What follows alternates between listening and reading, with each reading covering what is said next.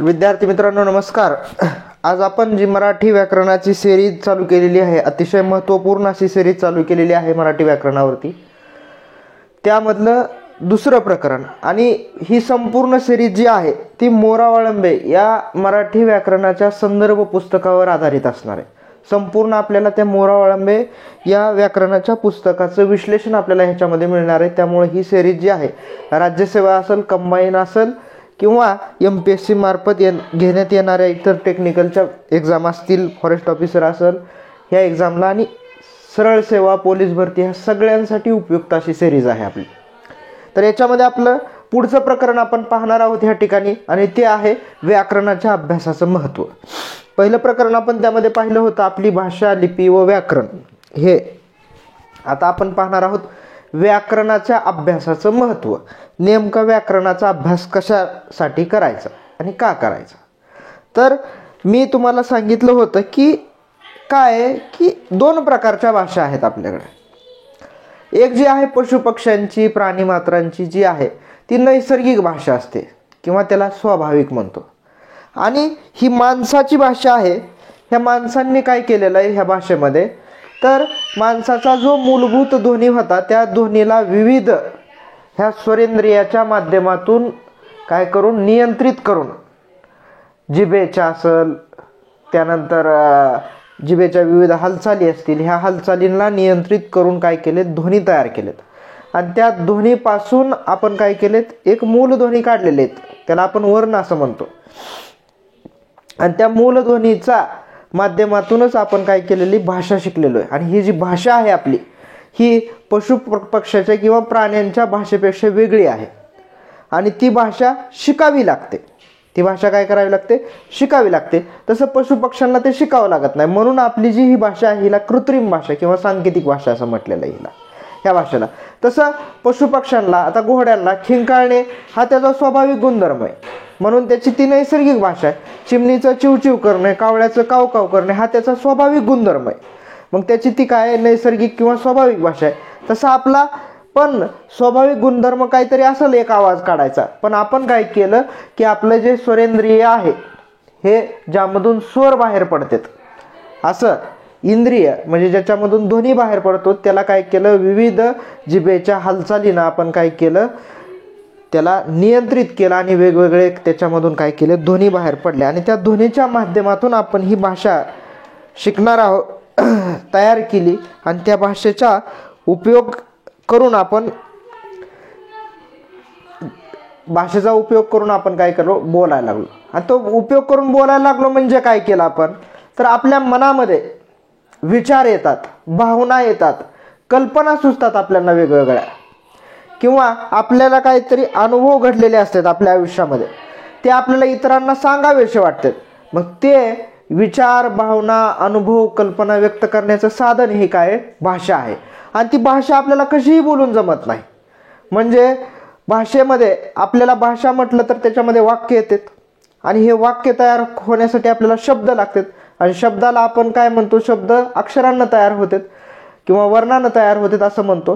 तर हे शब्द जे आहेत वाक्यामध्ये, मागचा पुढं, पुढचा मागं, कशाही पद्धतीनं आपल्याला काय करता येत नाही, वापरता येत नाही. तो नियमबद्ध पद्धतीनं आपल्याला काय करावा लागतो, वापरावा लागतो. त्यालाच आपल्याला व्याकरणाच्या अभ्यासाचं महत्त्व ह्याच्यामध्ये समजून घ्यायचं.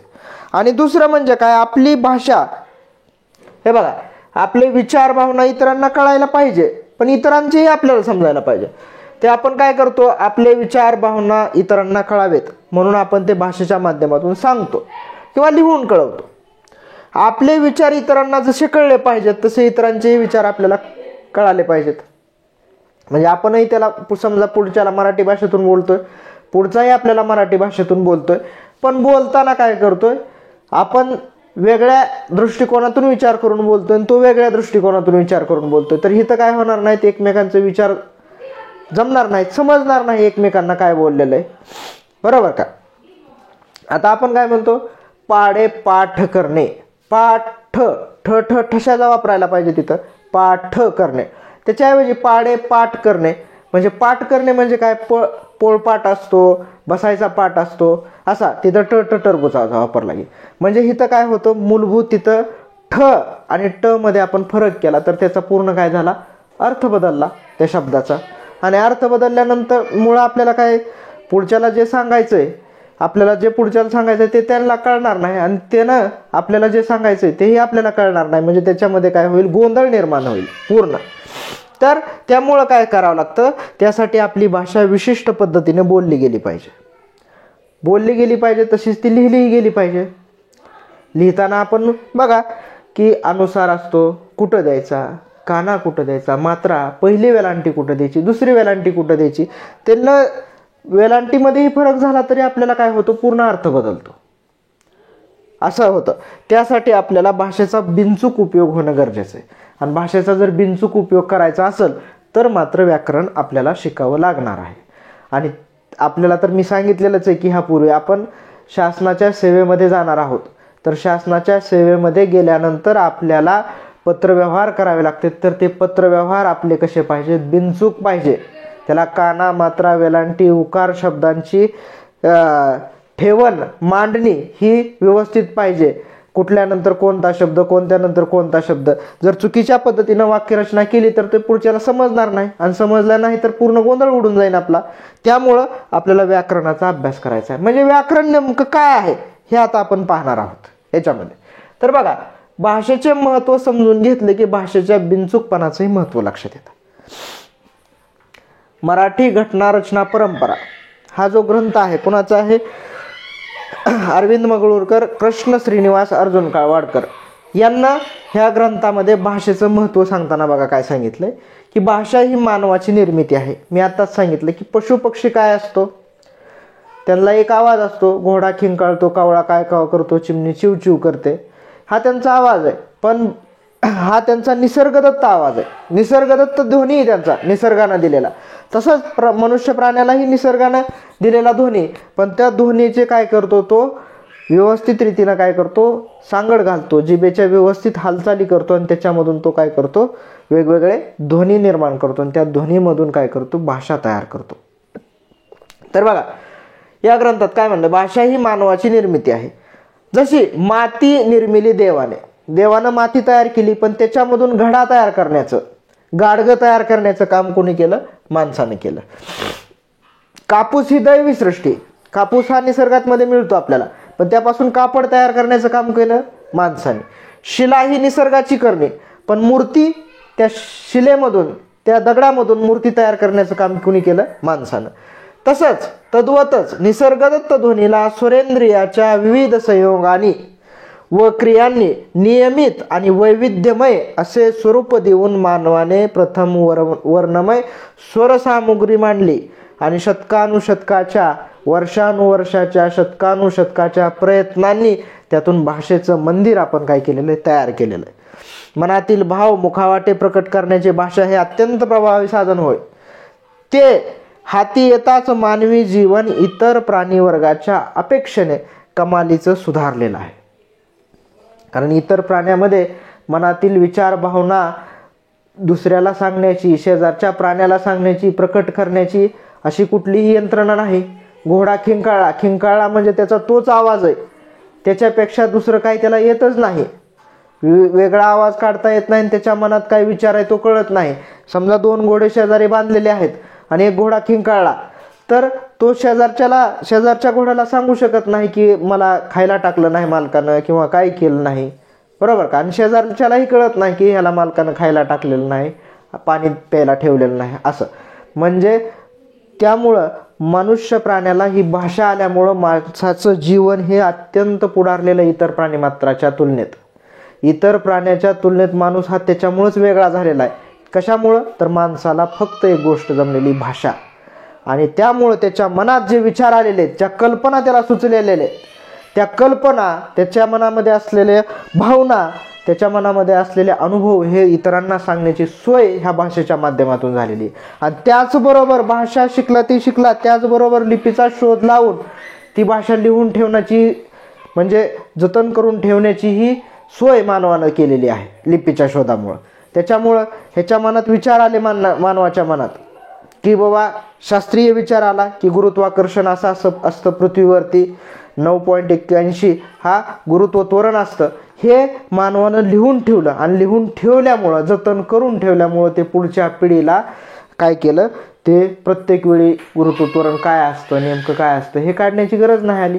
ते लिहून ठेवलेलं आपण वाचलो की आपण पुढारत गेलो. हळूहळू मानवी जीवन काय केलं, पुढे पुढे पुढे पुढे पुढे पुढे चालत गेलं ना आता मानव चंद्रावरती, मंगळावरती अशा पद्धतीनं मानव यान लावायला लागला, तिथं जायला लागलाय, चंद्रावरती मानव जाऊन आलेला आहे.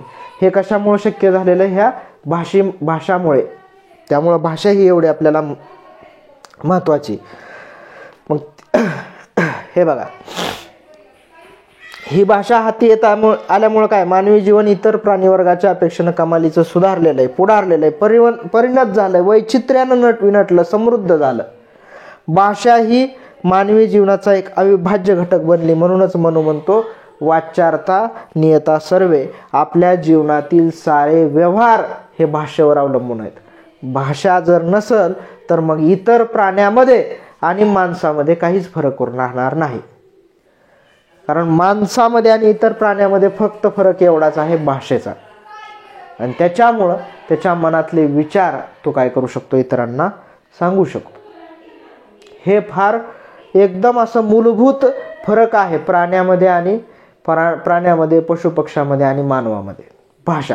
त्यामुळं भाषा आपल्याला काय केली पाहिजे, व्यवस्थित आली पाहिजे. म्हणजेच काय, तिचं व्याकरण जमलं पाहिजे. व्याकरण आणि त्याची आवश्यकता कशामुळे पडली हे बघायचं आपल्याला. जर बघा, भाषेची देवाणघेवाण म्हणजे भाषेचा व्यवहार व्यवस्थित रीतीने चालावा यासाठी काही नियम ठरविण्यात आलेले आहेत. या नियमांनाच व्याकरण असे म्हणतात. आता बघा, भाषेची देवाणघेवाण म्हणजे मी बोलतोय काय, पुढचा बोलतोय काय, हे दोघांना बोललेलं, हे संभाषण केलेलं व्यवस्थितरित्या समजलं पाहिजे. किंवा मी लिहून ठेवलेलं आहे, ते लिहून ठेवलेलं वाचणाराला कळालं पाहिजे नेमकं ह्यानं काय लिहिलेलं आहे. तर हे व्यवस्थितरित्या चालावा हा व्यवहार भाषेचा, यासाठी काही नियम ठरविण्यात आलेले आहेत. नियम म्हणजे काय, साधे नियम आहेत ह्याच्यामध्ये, की वेलांटी कुठली द्यावी, टरबुजाचाच वापरावा का ठशाचा वापरावा, न बाणाचा वापरावा का न नळाचा वापरावा, असे हे जे नियम आहेत, ह्या नियमांना काय म्हणतो आपण, व्याकरण असं म्हणतो. त्याला काय म्हणतो, व्याकरण म्हणतो. तर व्याकरणाची आपल्याला व्याख्या सांगायची आहे अजून पुढे. आत्ताच व्याकरणाची व्याख्या सांगितलेली नाही. आणि विविध व्याकरणकारांनी वेगवेगळ्या व्याकरणाच्या व्याख्या करून ठेवलेल्या आहेत. नेमकं व्याकरण कशाला म्हणायचं. तर बघा, भाषेचा उपयोग करताना जर चुका झाल्या तर त्या आपल्याला खटकतात. त्याने ग्रंथ वाचला, त्याने पुस्तक वाचले, हे दोन वाक्य आहेत. एक आहे त्याने ग्रंथ वाचला, दुसरं आहे त्याने पुस्तक वाचले. हे वाक्य ऐकलं की आपल्याला काही खटकत नाही, बरोबर आहे. त्याने ग्रंथ वाचला असेल, त्याने पुस्तक वाचले असेल, बरोबर. बघा, त्याने ग्रंथ वाचला, इथं ला केलंय, त्याने पुस्तक वाचले, इथं ले केलंय, आणि हे एकदम व्यवस्थितरित्या लिहिलेलं आहे. त्यामुळं आपल्याला काही खटकलं नाही. पण आता जर काय केलं, त्याऐवजी तो पुस्तक वाचला हे म्हणलं की आपल्याला काय करतं, खटकतं जरा. हे चुकीचं वाटतं काहीतरी आपल्याला. तो पुस्तक वाचला असं आपण कधी म्हणतच नाही. तो पुस्तक वाचतो म्हणतो, ती पुस्तक वाचते असं म्हणतो आपण. म्हणजे हे आपल्याला खटकतंय कुठंतरी. त्याने ग्रंथ वाचतो, त्याने ग्रंथ वाचला असं आपण म्हणतो. म्हणजे आपल्याला काय होतं, थोडं ह्याच्यामध्ये काय करतं, खटकतं. म्हणजे कुठंतरी आपण चुकीच्या पद्धतीनं बोलतोय हे आपल्याला काय होतं, जाणवतं. मग हे चुकीच्या पद्धतीनं बोललं नाही पाहिजे. मग त्यासाठी काय केलेले, किंवा चुकीच्या पद्धतीनं लिहिलं गेलं नाही पाहिजे, त्यासाठी काय केलेले आहेत, नियम ठरवले ते. जसं की आता मी म्हणलं की तो पुस्तक वाचला, हे चुकीचं वाटतंय, वाचला. तो पुस्तक वाचलाच्या ऐवजी तो पुस्तक वाचतो असं पाहिजे आपल्याला, असं मला वाटतं. म्हणजे काय, लाच्या ऐवजी तो हा एक प्रत्यय आहे. म्हणजे ते काय आहे आपण बघणार आहे, प्रत्यय का काय आहे का काय आहे. तर लाच्या ऐवजी तो लावतोय आपण. म्हणजे आपल्याला हे कुठंतरी आपण काय केलं पाहिजे, नियमानं नियमबद्ध केलं पाहिजे. म्हणजे आता भाषा शिकली की आधी काय आपल्याला नियमच शिकायचे का, असं नाही. तर भाषा आधीच आपण शिकलेलो आहे. पण काय होतं की भाषा ही आपल्याला माहिती आहे की स्थळ काळानुरूप बदलत जाते. म्हणजे काय, तर ह्या भागात वेगळी असेल, गावागावानं भाषा बदलते. असं म्हणतात की 12 कोसावर भाषा बदलते. म्हणजे 12 कोस गेलं की त्याच्या पुढे जरा वेगळ्याच स्वरूपाची भाषा बोलली जाते, त्याच्या पुढे वेगळं. म्हणजे मराठीच असेल ती, पण काय जरा त्याच्यामध्ये बदल करून मग ती भाषा काय पाहिजे की व्यवस्थितरित्या कुठंतरी आपण तिला काय केलं पाहिजे, नियमबद्ध केलं पाहिजे. आणि म्हणूनच काय होत असते, आपली प्रमाण भाषा तयार होत असते ते नियमबद्ध केल्यामुळं. आता बघा, भाषेच्या रचनेचे नियम. आता मी जसं सांगितलं की नियम काय आपण पाठ करूनच भाषा शिकावी का? म्हणजे लहान मुलानं आधी काय लगेच भाषा शिकायच्या ऐवजी, बोलायला शिकायच्या ऐवजी नियमच चालू करावे पाठ करायला, असं नाही. तर भाषेच्या रचनेचे नियम आपल्या अगदी अंगवळणी पडलेले असतात. भाषा आपण लहानपणापासून सहजपणे बोलायला शिकतो. भाषेच्या रचनेचे नियम लक्षात ठेवून बोलायचे असते हे आपल्याला माहीत नसतं, जाणवत नाही. जर कोणी बोलण्यात व्याकरणाच्या दृष्टीने चूक केली तर आपण दुरुस्त करतो. याचाच अर्थ आपल्याला नियम माहिती असतात. नियम माहिती असतात आपल्याला. भाषा आपण शिकलेलो असतो लहानपणापासून, नियम माहिती असतात. नियम हा शब्द आपल्याला माहिती नसेल, आपल्याला नियम हा शब्द नसेल माहिती, पण आपण काय करतो, एखाद्यानं जर चूक केली, समजा एखादी मुलगी आणि ती म्हणाली की मी जातो, तर आपण तिला म्हणेन तू मी जातो कशी म्हणते, मी जाते म्हणायला पाहिजे. तर अशी चूक जर केली तर आपण ती लगेच काय करतो, दुरुस्त करतो, करेक्ट करतो तिला, की असं नाही म्हणायचं. मुलगी की नाही, स्त्रीलिंगी की नाही, तर मी जातोच्या ऐवजी मी जाते म्हणायला पाहिजे. किंवा मुलगाच म्हणला मी जाते, तर आपण त्याला म्हणतो तू पुरुषलिंगी की नाही, पुल्लिंगी, तर तू काय म्हणायला पाहिजे, मी जातो असं म्हणायला पाहिजे. हे असं आपण काय करतो, लगेच दुरुस्त करतो. आणि भाषेच्या अंगभूत नियमांची अशी व्यवस्था म्हणजेच भाषेचे व्याकरण. म्हणजे आता आपल्याला काय करायचं, व्याकरण म्हणजे जवळपास काय करायचे, नियम शिकायचे किंवा आपण नियम तयार करायचे. तर आता व्याकरणाची व्याख्या बघा काय, व्याकरण कशाला म्हटलं जातं. तर व्याकरण म्हणजे भाषेचे स्पष्टीकरण करणारे शास्त्र होय. भाषेचं स्पष्टीकरण करणारं शास्त्र होय, ही मोरा वाळंबेच्या पुस्तकातली व्याख्या आहे व्याकरणाची. व्याकरण म्हणजे काय, भाषेचे स्पष्टीकरण करणारे शास्त्र. आणि ही व्याख्या आपल्याला वारंवार परीक्षेला काय केलेली, विचारलेली आहे की व्याकरण म्हणजे काय. तर व्याकरण म्हणजे आहे भाषेचे स्पष्टीकरण करणारे शास्त्र. म्हणजे भाषा आहे मराठी, आता तिचं स्पष्टीकरण करणारं शास्त्र म्हणजे काय, स्पष्टीकरण काय करायचं. तर आपली जी भाषा आहे ही वाक्यानं बनत असते, वाक्य शब्दांनी बनत असतात, शब्द अक्षरांनी बनत असतात, अक्षर ही जी आहेत मूलध्वनीनं बनत असतात. म्हणजे आपल्याला हे वेगवेगळी भाषेची अशी फोड करायची, फोड. वाक्य बघायचंय, वाक्यामधले शब्द बघायचे, शब्दाची रचना बघायची, त्या शब्दाला नावं द्यायचेत, कुणाला नाम द्यायचंय, कुणाला सर्वनाम द्यायचंय, कुणाला विशेषण, कुणाला क्रियापद, कुणाला क्रियाविशेषण, कुणाला शब्दयोग यावे, कुणाला उभयान्वय यावे, कुणाला केवल प्रयोग यावे, असे ह्या शब्दांना वेगवेगळे नावं द्यायचेत. त्यानंतर त्या शब्दामध्ये बदल करायचे, कुणामध्ये बदल होतो, कुणामध्ये बदल होत नाही, त्याला आपण विकारी म्हणणार, कुणाला अविकारी म्हणणार, असं स्पष्ट करायचे सगळी भाषा आपल्याला. आणि त्या भाषेचं स्पष्टीकरण करणारं शास्त्र म्हणजे काय, व्याकरण. तर व्याकरणात हे आपल्याला असं शिकायचं आहे. भाषा एकदम अशी सुटसुटीत लिहायची, सगळी फोड करायची त्या भाषेची, त्यालाच काय म्हणायचं, व्याकरण म्हणायचं. तर व्याकरण हा शब्द ह्याच्यापासून बनलेला आहे बघा, ह्यांचा संधी झालेला आहे. संधी म्हणजे जोडणे, हे पण आपल्याला शिकायचं. वि अधिक आ अधिक क्र म्हणजेच व्याकरण यापासून बनलेला आहे, हे आपल्याला विचारलं जातं. व्याकरण म्हणजे काय किंवा व्याकरण हा शब्द कशापासून बनलेला आहे. तर कशापासून, वि अधिक आ अधिक क्र म्हणजे काय, व्याकरण. याचा शब्दशः अर्थ स्पष्टीकरण करणे असा होतो. व्याकरणाचा अर्थ काय, स्पष्टीकरण. आणि आपल्याला ते स्पष्टीकरणच करायचं आहे, काय आहे ते स्पष्ट करून ठेवायची भाषा, की वाक्य कसं असतं, वाक्याचे प्रकार काय, त्याच्यामध्ये जे शब्द असतात ते शब्द कोणकोणते असते, त्या शब्दामध्ये बदल होतो का, बदल झाला तर त्याला विकारी म्हणायचं, नाही झाला तर अविकारी म्हणायचं. मग विकारी कोणते, नाम कोणतं, सर्वनाम कोणतं, विशेषण कोणतं, क्रियापद कोणतं, क्रियाविशेषण अव्यय कोणतं, शब्दयोगी अव्यय कोणतं, उभयान्वयी अव्यय कोणतं, केवल प्रयोगी अव्यय कोणतं, कोणते शब्द आहेत. आणि ते शब्द इतरांमध्ये वापरले जातात. कोणता शब्द नाम असतो तो कधी कधी क्रियापद म्हणून वापरला जातो, कधी कधी भाववाचक नाम विशेष नाम म्हणून वापरलं जातं, कधी कधी विशेष नाम भाववाचक नाम म्हणून वापरलं जातं. असा ह्याच्यामध्ये काय आपल्याला हे एकदम स्पष्ट करून लिहायचं, एकदम असा त्याच्यामध्ये प्रत्येकाची फोड करायची आपल्याला. त्याचं स्पष्टीकरण म्हणजेच काय आपल्याला म्हणतो व्याकरण. भाषेचे व्यवहार ज्या नियमांनी ठरविले जातात ते नियम स्पष्ट करणारे शास्त्र म्हणजे व्याकरण होय. बघा, भाषेचे व्यवहार ज्या नियमांनी ठरविले जातात ते नियम स्पष्ट करणारे शास्त्र म्हणजे व्याकरण होय, असे श्रीपाद भागवत यांनी म्हटलेलं आहे. तर हे व्याकरणकार आहेत. तर आपल्याला बघायचं की व्याकरणकार कोणकोणते आहेत. आपल्याकडे मोरा वाळंबे हे आत्ताचे चालू व्याकरणकार, म्हणजे ज्यांचं पुस्तक आता वापरलं जातं असे. आणि पहिले पण व्याकरणकार झालेत, त्यांचे पुस्तक का वापरत नाही तर मी ते पण सांगणार आहे की भाषा ही काय आहे, बदलत जाणारी आहे. स्थळ काळानुरूप बदलते. भाषा कशी बदलते? स्थळ आणि काळानुरूप.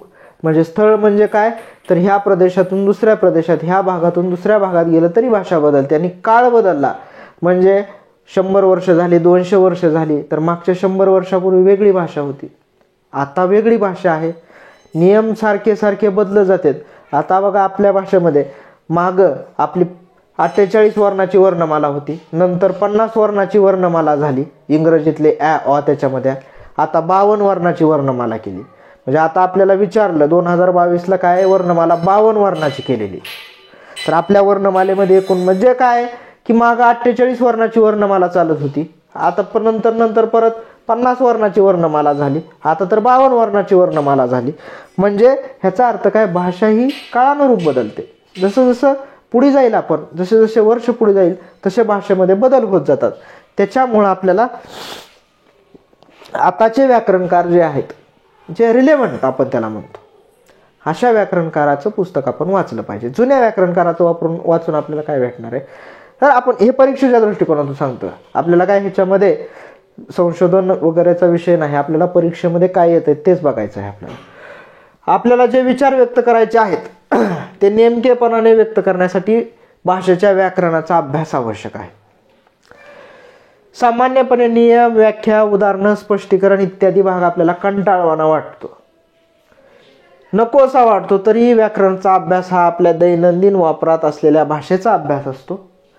आपल्याला दुसरी भाषा शिकायची असेल तर पहिली आपली भाषा, मातृभाषा चांगली यावी लागते. त्यासाठी व्याकरणाचा अभ्यास करायचा. इंग्रजी व्याकरण तुम्हाला शिकायचं आहे, आपली मराठी भाषा आहे, इंग्रजी व्याकरण शिकायचं आहे.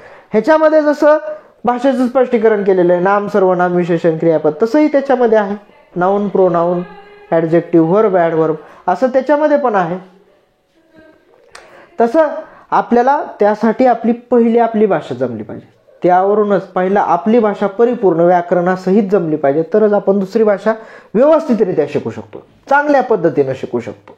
याला म्हणायचं आपल्याला भाषेचे व्याकरण व आपली भाषा चांगली असली की दुसरी भाषा समजून घेणे सोपे जाते.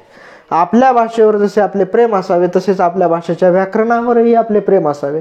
व्याकरणाचा अभ्यास म्हणजे लेखी भाषेचा किंवा लेखन स्वरूपातील भाषेचा व त्या भाषेतील नियमांचा अभ्यास नाही, तर आपले बोलणे कसं असलं पाहिजे, आवाज कसा असला पाहिजे, खणखणीत, उच्चार, स्पष्टीकरण, आपले स्पष्टीकरण कौशल्य, भाषण कौशल्य यासाठीही व्याकरण उपयुक्त ठरते. बघा, व्याकरण भाषण द्यायचंय तुम्हाला तरीही तुम्हाला व्याकरण माहीत असायला पाहिजे. जर तुम्ही भाषणाला उठला आणि हजारो श्रोत्यांसमोर तुम्ही बोलू लागला आणि बोलताना तुम्ही प्रत्येक शब्द चुकीचा बोलायला लागलेला आहे, तुमचं उच्चार स्पष्ट नाहीत, तुम्ही काही ह्याच्यावर अनुसार द्यायचा असतो, काही ह्याच्यावर द्यायचा नसतो, तरीही नाकातून काढायला लागला ते उच्चार, तर आपल्याला पुढचे श्रोते हसणार आहेत. त्यासाठी आपल्याला व्याकरण आपल्याला एकदम उपयुक्त ठरतं त्या ठिकाणी.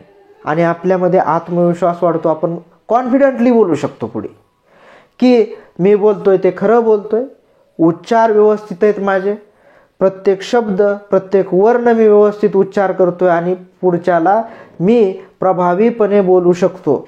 हे आपल्या मनामध्ये आत्मविश्वास आपला राहतो. आपल्याला पुढे कोणी हसणार नाही, बसून अरे काय चुकीचं बोलायला लागलं हे असं कोण म्हणणार नाही. त्यासाठी आपल्याला भाषा उपयुक्त ठरते. उच्चारातील बिनचूकपणा, नेमकेपणा, वाक्यातील शब्दांचा बिनचूक क्रम, शब्दाचा क्रम पण व्यवस्थित पाहिजे आपल्याला. हे व्याकरणाच्या अभ्यासामुळे आपल्याला येऊ लागतात. म्हणूनच व्याकरण हा विषय विद्यार्थी दशेतच नव्हे तर पूर्ण आपल्या आयुष्यात कायमस्वरूपी अभ्यासाचा विषय आहे. पूर्ण आयुष्यभर अभ्यासाचा विषय हा व्याकरण. त्यामुळे व्याकरणाला एवढं हलकं घ्यायचं नाही आपण. व्याकरण हे आपल्याला, आणि तेच सांगतोय की आपण काय शासनाच्या सेवेमध्ये जाणार आहेत, तर शासनाच्या सेवेमध्ये जाणाऱ्या प्रत्येक व्यक्तीचं व्याकरण हे अतिशय उत्कृष्ट पाहिजे. बघा, तुम्ही शासनाच्या सेवेमध्ये गेला तर आपली लोकशाही आहे, आणि लोकशाहीमध्ये निवडणुका लागत असतात दर 5 वर्षाला. वेगवेगळ्या लोकसभेच्या लागतात, विधानसभेच्या लागतात, स्थानिक स्वराज्य संस्थेच्या निवडणुका लागत असतात, वेगवेगळ्या मंडळं आहेत, त्यांच्या निवडणुकांची तरतूद आहे लोकशाहीमुळं. तर त्याच्यामध्ये आपल्याला व्याकरणाचा, वर्णमालेचा सगळ्यात उपयोग होतो. वर्णमाला सुद्धा महत्त्वाची आहे आपल्याला तिथं, वर्णमाला. तर बघा, आपल्याला जर एका जागेसाठी भरपूर अर्जदार आले तर त्या अर्जदाराचा क्रम कसा ठरवायचा, हा क्रम सुद्धा आपण कशावरून ठरवतो, वर्णमालेनुसार. अल्फाबेटिकली इंग्रजीमध्ये म्हणतो त्याला, मराठीमध्ये आकार विल्लेप्रमाणे हा क्रम ठरवतो, आणि तिथं आपल्याला आपली वर्णमाला सगळ्यात उपयुक्त ठरते. मग तिथं आपण वर्णमालेची पुस्तक घेऊन बसतो. तर व्याकरण हा शासनाच्या सेवेमध्ये असताना व्याकरण हा फार महत्त्वाचा विषय आहे. तुम्ही जर समजा नगरपालिकामध्ये असेल, महानगरपालिकेमध्ये सेवेमध्ये लागला, आणि तिथं तुम्हाला जन्मदाखला बनवायचा असतो, कारण मुलाचा जन्म झाल्यानंतर पहिली नोंद त्या ठिकाणी येते, आणि तिथं जन्मदाखला बनवायचा असतो. त्यावेळेस आपल्याला बाळाचं नाव टाकताना व्याकरणदृष्ट्या त्याच्यामध्ये चूक झाली नाही पाहिजे. समजा एखाद्या बाळाचं नाव आपण सुभाष असं ठेवायचंय, तर तुम्ही भटजीच्या ऐवजी बदकाचा टाकला तर सुभाष असं चुकीच्या पद्धतीचं नाव जाईल तिथं. म्हणून त्यासाठी आपल्याला व्याकरण हा विषय आपला पक्का पाहिजे. किंवा जिथं पहिली वेलांटी तिथं दुसरी दिली तर आपल्याला चुकीचं होणार आहे. आणि तो विद्यार्थी जर व्याकरणाचाच परत व्याकरण शिकवणारा, व्याकरणाचा अभ्यास करणारा निघाला तर त्याच विद्यार्थ्याचं स्वतःचंच नाव किती चुकीचं लिहिणार आहे.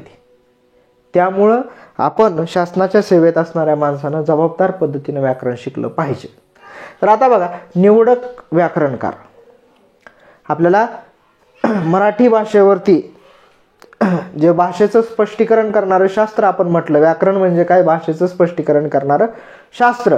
आणि ते भाषेचं स्पष्टीकरण करणारे जे आहेत त्यांना व्याकरणकार म्हटलं. आणि ते आपल्या मराठी भाषेमध्ये असे निवडक व्याकरणकार झालेले आहेत. बघा, विल्यम कॅरी. बघा, पहिले व्याकरणकार तर आपले ब्रिटिशच आहेत. काय लिहिले, the grammar of Marathi language. Grammar of Marathi language, Marathi भाषेचं व्याकरण असं आपण त्या मराठीमध्ये सांगू शकतो. तर विल्यम कॅरी. तर ह्या विल्यम कॅरेनं हे मराठी भाषेचं व्याकरण का गरज पडली, तर मराठी भाषा, त्यांना इंग्लिश भाषा येत होती पण मराठी भाषा शिकायची. तर मी आत्ताच सांगितलं की आपल्याला काय, तर आपली भाषा जर व्यवस्थित येत असेल तर दुसरी भाषा, आपलं व्याकरण येत असेल तर दुसरी भाषा शिकण्यासाठी आपल्याला त्या व्याकरणाची खूप मदत होते. आणि त्यांना व्याकरण लिहिलेलं आहे. त्यानंतर दुसरं, दादोबा पांडुरंग तरखडकर. हे प्रसिद्ध व्याकरणकार आहेत. ह्यांना मराठी भाषेचे पाणिनी असं म्हटलं जातं, दादोबा पांडुरंग तरखडकर.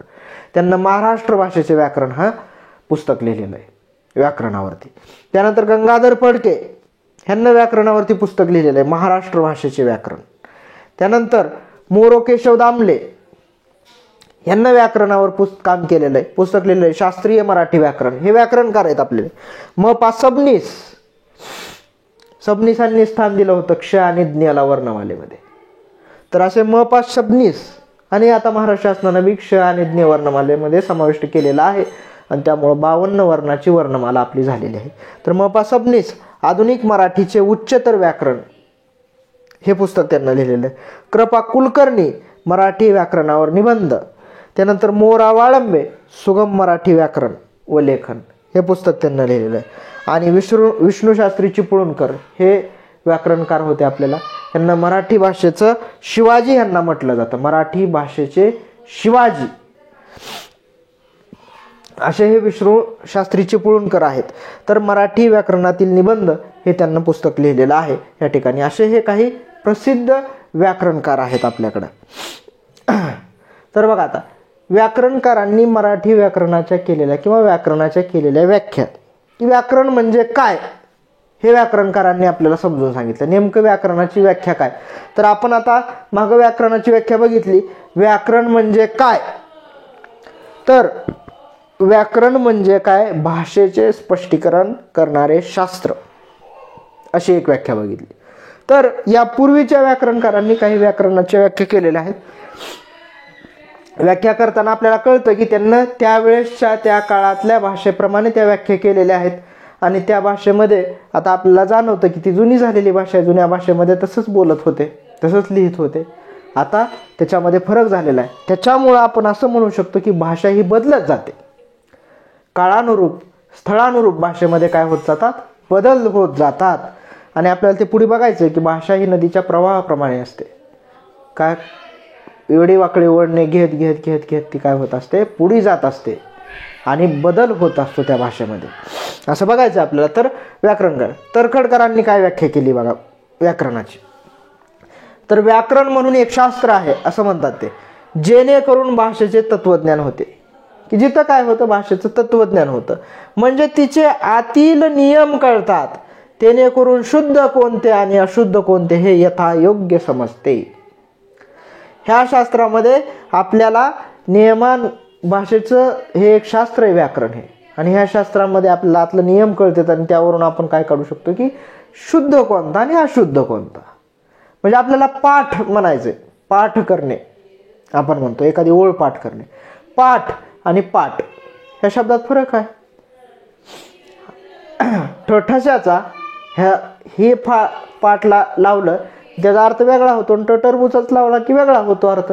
पाठ म्हणलं की आपण पाठ करणे असं म्हणतो, पाडे पाठ करणे, एखादा वाक्य पाठ करणे, निबंध पाठ करणे असं म्हणतो. पाठ म्हणलं की बसायचा पाठ, पोळ पाठ असा त्याचा अर्थ होतो, असा वेगळा. म्हणजे शुद्ध अशुद्ध त्याची ओळख होते व्याकरणाच्या साह्यानं, मदतीनं, असं तर्खडकरांचं म्हणणं आहे. त्यानंतर व्याकरण म्हणजे चिपळूणकरांनी काय सांगितलंय बघा. चिपळूणकरांनी असं सांगितलं की व्याकरण म्हणजे भाषेचे घटक, जे शब्द, त्याच्या जाती, त्यांची लक्षणे, त्यांची घटना, त्यांचा परस्परांशी संबंध वगैरे विषयांचा विचार. म्हणजे व्याकरणामध्ये काय, भाषेचे घटक. घटक कुठले शब्द आहेत मी सांगितलं. भाषा कशानं बनते, वाक्यानं बनते. वाक्य कशानं बनतात, शब्दानं बनतात. शब्द कशानं बनतात, अक्षरांना बनतात. तर जे शब्द, त्याच्या जाती, वेगवेगळ्या जाती असतात शब्दाच्या. कोणाला नाम म्हणतो, कोणाला सर्वनाम म्हणतो, कोणाला विशेषण म्हणतो, अशा जाती. त्यांची लक्षणे, त्यांची घटना, त्यांचा परस्परांशी संबंध, या सगळ्या विषयांचा अभ्यास म्हणजेच व्याकरण, असं चिपळूणकरांनी सांगितलेलं आहे. त्यानंतर दामले काय म्हणतात बघा की व्याकरण हे भाषेचे शास्त्र आहे. भाषेचा व्यवहार किंवा उपयोग कोणत्या नियमास अनुसरून होतो हे त्या शास्त्रात सांगितले असते, त्यास व्याकरण शास्त्र म्हणतात. भाषेचे व्याकरण हे भाषेचं शास्त्र आहे. भाषेचा व्यवहार किंवा उपयोग कोणत्या नियमास अनुसरून होतो हे ह्या शास्त्रामध्ये सांगितलेलं असतं, असं त्यांचं म्हणलेलं आहे. तर भाषेचे स्पष्टीकरण करणारे शास्त्र म्हणजेच व्याकरण, हे आधीच आपण त्याची व्याख्या केलेली आहे बघा. त्यानंतर राजवाडे काय म्हणतात. विका राजवाडे हे एक प्रसिद्ध इतिहासकार होते, इतिहासाचार्य असं म्हटलं जातं त्यांना. त्यांना व्याकरणाची काय व्याख्या ठेवलेली, व्याकरण म्हणजे बोलून चालून फोड असं म्हणतात. की असं मी सांगितलं की काय असतंय, भाषा कशाने बनलेली असते, वाक्याने. वाक्य कशानं, शब्दानं. शब्द कशानं, अक्षरानं. अक्षर कशानं, मूलध्वनीनं, वर्णानं. वर्णामध्ये पण आहेत स्वर, व्यंजन, स्वरादी वगैरे. अशी मी काय केली, फोड करत करत गेलो.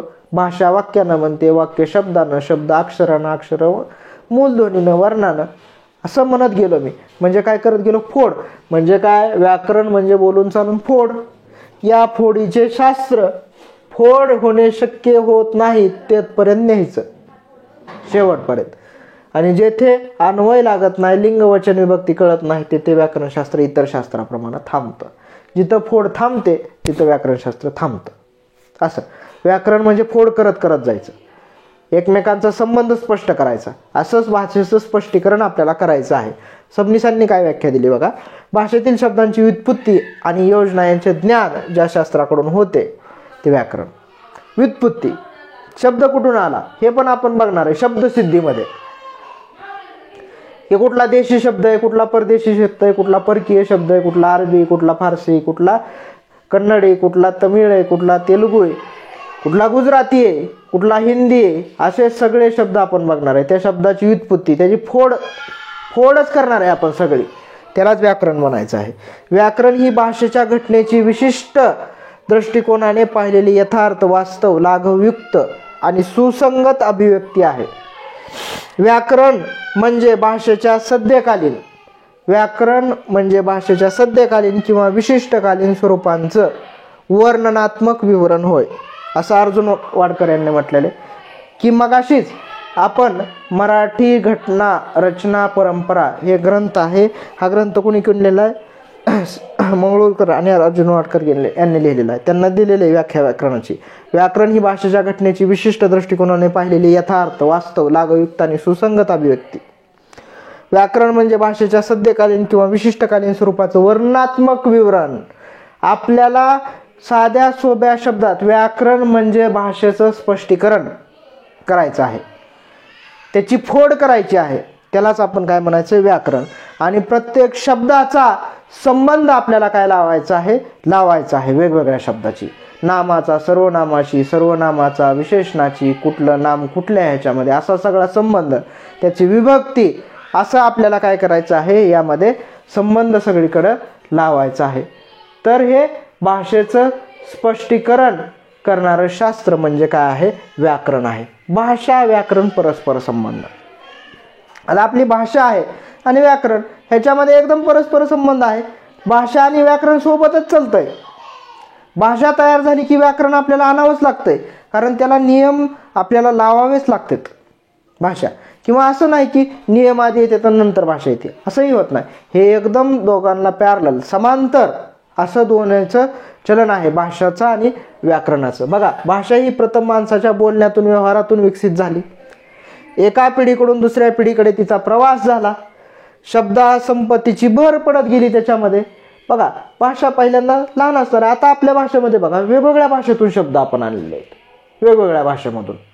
टेबल, आता किती सहजपणे आपण टेबल हा शब्द वापरतो, तो इंग्रजी भाषेमधून आपल्या भाषेमध्ये येऊन गेला, बरोबर. असे अरबीतून आले, फारसीतून आले, सगळ्या वेगवेगळ्या भाषेतून आपल्या भाषेमध्ये शब्द येत गेले, मिसळत गेले. शब्दसंपत्तीची भर पडत गेली. अनेक वर्षांच्या उपयोगाने तिला एक व्यवस्थित रूप प्राप्त झाले. व्याकरण हे भाषेच्या विकासानंतर साकार होत गेले. व्याकरणकारांनी शब्दांची रूपे पाहिली, शब्दांकडे बघितलं, कुठलं रूप बघितलं, त्या शब्दांची वाक्यातील बदललेली रूपे बघितली, त्यांची वर्गीकरण केली. कुणाला नामामध्ये टाकलं, कुणाला सर्वनामामध्ये टाकलं, कुणाला विशेषणामध्ये टाकलं, कुणाला क्रियापदामध्ये टाकलं, कुणाला उभयान्वयी हवे, कुणाला केवळ प्रयोगी हवे, कुणाला शब्दयोगी हवे, कुणाला क्रियाविशेषण हवे. ह्याच्यामध्ये असं वर्गीकरण केलं आणि वाक्यांच्या निरीक्षणातून काही महत्त्वपूर्ण नियम तयार केले. म्हणजे वाक्य बघितली, हे केवळ वाक्य, हे मिश्र वाक्य, हे संयुक्त वाक्य, हे असं जोडलं तर केवळ वाक्य तयार होतं, हे असं जोडलं तर मिश्र, असं जोडलं तर संयुक्त. व्याकरणकारांनी नियमांनी युक्त अशा व्यवस्थेचे स्वरूप भाषेला प्राप्त करून दिले. त्या नियमांची शास्त्रीय दृष्ट्या सुव्यवस्थित मांडणी केली. भाषा विकसित होत असताना व्याकरण विकसित झाले. हे लक्षात घेऊन भाषेच्या आपण काय केलंय? नियम म्हणजे भाषा विकसित झाली, त्याबरोबर व्याकरणही विकसित होत गेलेलं आहे आपलं. हा, तर महर्षी पतंजलींनी व्याकरणाला काय म्हटलेलं आहे? शब्दानुशासन. अनुशासन म्हणजे शिस्त, आणि शब्दांची शिस्त असं व्याकरणाला नाव दिलेलं आहे पतंजलींनी. तर अनुशासन म्हणजे नियमन, शिस्त. आपल्या भाषेतील शब्दातील वर्ण, त्यांचे उच्चार, उच्चाराला फार महत्त्व आहे. उच्चार एकदम आपले बरोबर असावेत, चुकीचे उच्चार असू नये, हे व्याकरणामध्ये फार महत्त्वाचं आहे. त्यानंतर शब्दसिद्धी, शब्द कुठून आले, कसा सिद्ध झाला, कुठला शब्द कोणता आहे, कुठल्या भाषेतून कोणता शब्द आला, आपला आहे का, देशी आहे का, वाक्यरचना कशी आहे, वाक्यातील पदांचे, शब्दांचे परस्पर संबंध इत्यादी बाबतीत नियम घालून देणारे शास्त्र म्हणजेच व्याकरण. सरळ व्याकरण म्हणजे काय? भाषेचं स्पष्टीकरण करणारं शास्त्र आहे. फोड करायची आहे आपल्याला भाषेची आणि वेगवेगळे नियम आपल्याला काय करायचे? तयार करायचे त्याच्यावरून. आता ही भाषा जी आहे, भाषा आधी आणि व्याकरण नंतर असा अर्थ नाही. मी आता सांगितलं दोन्ही समांतर आहे, कारण भाषा ही तिच्या नियमांसह निर्माण होते, विकसित होत असते. त्या नियमांनाच व्यवस्थेचे रूप व्याकरणाने प्राप्त होते. भाषा आणि व्याकरण हे परस्परांपासून वेगळे करता येतच नाहीत. ते परस्परामध्ये व परस्परावर अवलंबून असणारे असतात. म्हणजे भाषा वेगळी आणि व्याकरण वेगळं असं नसतं. ते परस्परांसोबत वेगळे करता येत नाही, परस्परांवरच अवलंबून असतात. परस्परांमध्ये त्यांच्यात संबंध असतो आणि ते समांतर अशा पद्धतीनं काय करत असतात, चलत असतात. आता बघा की भाषा ही मी सांगितलंय बदलत जाणारी आहे आणि बदलणारी म्हणूनच तिला जिवंतपणा आहे. भाषेला जिवंतपणा कशामुळे आहे तर भाषा बदलत जाते त्याच्यामुळं. जर बदलत नसती भाषा तर ती काय केली असती, मेली असती आणि आपल्याला ती जमली नसती आणि आपण दुसरीच काहीतरी वापरली असती भाषा. तर बघा भाषा एखाद्या नदीच्या प्रवाहाप्रमाणे आहे. भाषेचा प्रवाह अखंड चालू असतो. नदी ज्याप्रमाणे अनेक वळणांनी वाहत असते त्याप्रमाणे भाषेच्या प्रवाहातही अशी वळणे असतात. भाषेमध्ये बदल होत असतात. भाषा स्वरूपात बदल होत जाणे हे भाषेच्या जिवंतपणाचे लक्षण आहे. बघा बदल झाला म्हणजे भाषा जिवंत आहे असं म्हणतो. बदल हा होणं, भाषेमध्ये बदल हा होणं भाषेच्या जिवंतपणाचं लक्षण आहे. बदल हा झालाच पाहिजे भाषेत, तरच भाषा जिवंत राहू शकते. भाषा ही स्थळ कालानुरूप बदलत जाते. स्थळानुरूप म्हणजे काय, ह्या प्रदेशात वेगळी, त्या प्रदेशात वेगळी, त्या प्रदेशात वेगळी, म्हणूनच बोलीभाषा आहेत आपल्याकडं. काळानुसार बदलत जाते. मागच्या 100 वर्षापूर्वी बोलणारी भाषा वेगळीच होती आपली मराठी. आता बोलतो ती वेगळीच आहे. आताचे उच्चार वेगळे आहेत, मागचे उच्चार वेगळे होते. असा बदल त्याच्यामध्ये होत जातो. त्यातूनच भाषेच्या विकासाचे टप्पे किंवा प्रदेशानुसार बोलीचे स्वरूप प्रकट होत जाते. त्यानुसार व्याकरणशास्त्र भाषा रूपांचा अभ्यास करते. भाषेच्या विविध बदलांपुढे व्याकरणाला शरणागती पत्करावी लागते. बघा काय म्हटलेलं आहे, भाषेच्या या विविध बदलांपुढे व्याकरणाला शरणागती पत्करावी लागते, नियमांना मुरड घालावी लागते. हे फार महत्वाचं आहे आणि तसंच झालेलं आहे आपल्या मराठी भाषेमध्ये. पहिली वर्णमाला 48 वर्णाची होती. इंग्रजीमधील शब्द आल्यामुळे आपल्याला 2 स्वर नवीन त्याच्यामध्ये टाकावे लागले. आपल्या नियमाला मुरड घालावी लागली. व्याकरणाला त्यापुढे शरणागती पत्करावी लागली.